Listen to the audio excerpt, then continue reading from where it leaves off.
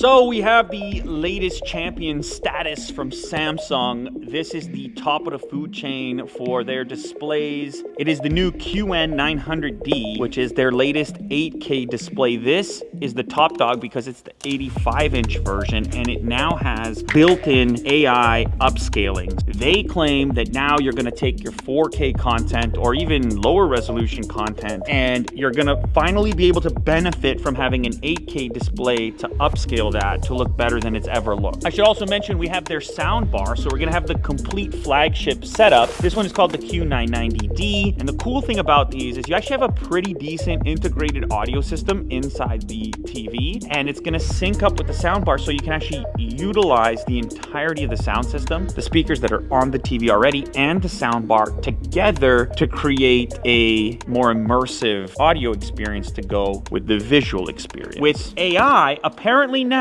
we're gonna have a 4K image that actually looks like 8K. Sort of, almost, maybe. Let's set it up and find out.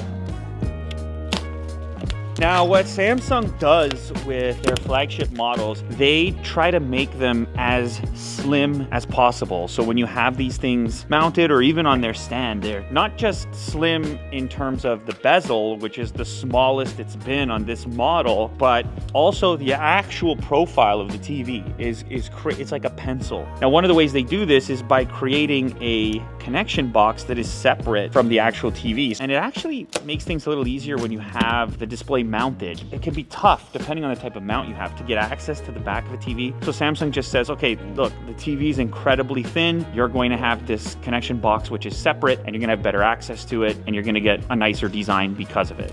So we have a number of different components here. Now, the other thing to mention about the One Connect box is if you don't want to have it sit separately, that's fine too. You can actually mount it to the top portion of the existing stand. So it can kind of sit behind the TV. In that case, it would act like as if you had the ports directly on the TV. So it has flexibility from that standpoint. I think in most cases, and at least for me, I prefer to have it separate. Just makes accessing those ports a little bit easier. And then you have the singular cable going to this One Connect portion over here. And here is a very short One Connect cable that can go from here into the display if you do have the One Connect box mounted directly to the display. And then we have a slightly longer one here if you want to have it come down into a media console or just mounted somewhere else. It reminds me a little bit of a game console, just way thinner.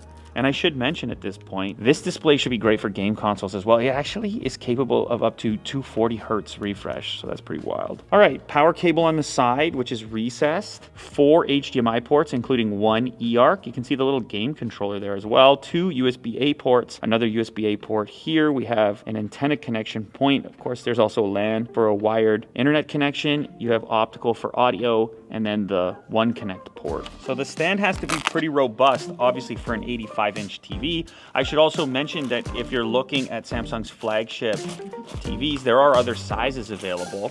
However, when it comes to 8K, you kind of want the biggest TV you can get so you can take advantage of those extra pixels. If you're familiar with Samsung remotes, this will be a comfortable place for you. You have dedicated buttons for Netflix, Disney Plus, Prime Video, volume, channels, home button. Like, they've tried to make it, I guess, as simple as possible. But what I'm most excited by is not native 8K content because, as mentioned, there's almost none of it. I mean, you can go on YouTube. The stuff there is not even extremely high bit rate. Some of the 8K stuff looks awesome, but it's like demo videos and, like, I don't know, the odd nature video or something. It's cool, but the majority of the content you're gonna wanna watch is gonna need to be upscaled. And that's Samsung's entire pitch with this display. Let's get the TV set up and see what that looks like. All right, so everything is set up now, including the surround sound, which actually looks pretty good. I like this industrial look. This display is staggering. Like, it is large scale. Obviously, we're looking at an 85-inch display, and it almost seems like it shouldn't even stand up considering how slim it is. And it is slim all the way across. It's pretty wild. I mean, like a finger width? No, less than a finger width. It's like a pencil width. Insanely thin. And one of the ways they're able to achieve that is with the One Connect box. I see that you have it mounted here, Mo. So I'll just pop this piece off, which covers up some of your cabling. So this sort of showcases how you'll run your cables through. Lots of opportunity to connect your different devices, plenty of HDMI ports. So then you go ahead and just slap this piece on. and that just keeps everything looking clean from the rear. Let's go ahead and get our peel, which Mo has saved for me here. What a peel it is.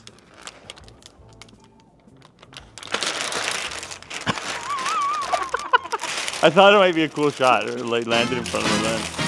So our sound system starts with the sound bar in front, which is gonna cover your front and side channels. And then we've got those rears in the back, which are wireless. They're powered, but wireless communication from the audio system. Nice little indicator light in order to tell you that they're linked up since they are linked wirelessly. They do have some quarter threads if you do want to mount them on speaker stands rather than place them on industrial style cinder blocks, which is what we do. And then the subwoofer is back there as well. That's a pretty substantial subwoofer. The beauty with this Q Symphony setup is that all the audio becomes integrated. The TV and the upgraded audio system can work together, so there's no wasted audio equipment. Ooh. All right, so here we have some optimal 8K footage. Now, you won't be surprised to know that 8K looks incredible on an 8K TV. However, depending on your seating distance and your source material, this experience can vary. It is important with an 8K TV to scale up to the biggest size you can get and also to sit closer to it than you typically would on a 4K TV. But if you do those things, you end up with some pretty incredible imagery. Whoa. Whoa, detail, detail. Now the other thing worth talking about at this moment is the sound setup, because we're using Q Symphony. Here we have a surround sound system with our sound bar, our rear speakers, which are connected wirelessly. That's just power that you see going to them, and of course the subwoofer. What this does is make sure that you're not wasting the TV's built-in sound, but instead it's a contributing factor into the overall surround sound experience. And it's loud. Woo!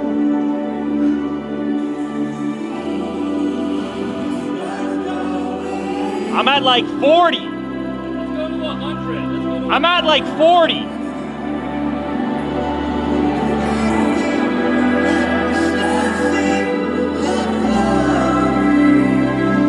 It's wild. It's so easy to set up. You got like one cable going back and forth, that's it. Next thing you know, you have a surround sound experience, which enhances this image that you're paying so much for. So you probably should think about adding the audio equipment as well. Now I mentioned how thin this thing is, like thin profile, but the bezel, this screen, I mean, you can't even, outside of going like right to the edge, incredibly slim bezel. It really is as close as you're gonna get to edge. I mean, it looks fantastic. Obviously, we're talking about the top dog in Samsung's lineup. We're talking about 8K. We're talking about the best processor that they include in a television. We're talking about extremely slim bezels, so all you're looking at is your image. I'm looking at 8K footage in its optimal setting in order to sort of showcase what the TV is capable of at its extreme. And that's not even talking about the colors, the saturation, the ability to represent the dark right next to the light, where these TVs have made such an improvement through panel technology, but also through processing. And the processing is the next piece worth talking about. In fact, Samsung says that your 4K footage is going to look 90% as good as your native 8K footage using their new AI upscaling. 4K content, like you might be watching on YouTube, like you might be watching Unbox Therapy, you can see here we're in 2160p. However, we're getting the latest upscaling in order to enhance this footage so it doesn't look low resolution on this display. See, that can be a problem. Your display can get so good that you start to analyze your source material and say, whoa, I'm lacking detail, or this doesn't look as good as the 8K content. Well, obviously it doesn't. But in this case, with this new processor and this AI enhancement, Samsung is stating that you're going to get a lot closer to that 8K experience, even when you're starting with footage that's lower resolution. It's crazy we're calling 4K low res in 2024, but it kind of is when you expose everything through such a sophisticated and detailed display. Also, it exposes our color grading, because I'm red on one angle and white on the other. This is their tech demo to sort of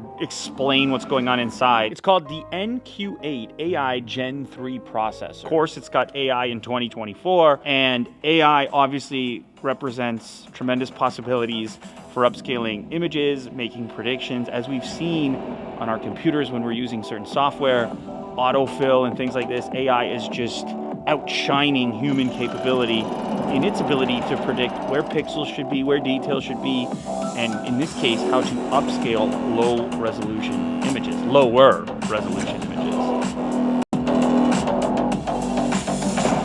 It's kind of wild watching an ad for a TV on that TV that the ad is for, which I've just discovered is the optimal way to view that ad. That's the best way to watch that ad. You need to buy the TV first to appreciate what's so good about your TV. The caliber of visuals that they included as part of that tech demo and then the native file in 8K is very convincing. The big focus here for Samsung is obviously AI when it comes to upscaling, when it comes to motion enhancers. It's all this modern TV tech that you're paying for when you're looking at a flagship model. And this is the latest and greatest that's out there. This is the 85. You can scale it down a little bit. There are still a few options, even though we are talking about a premium display.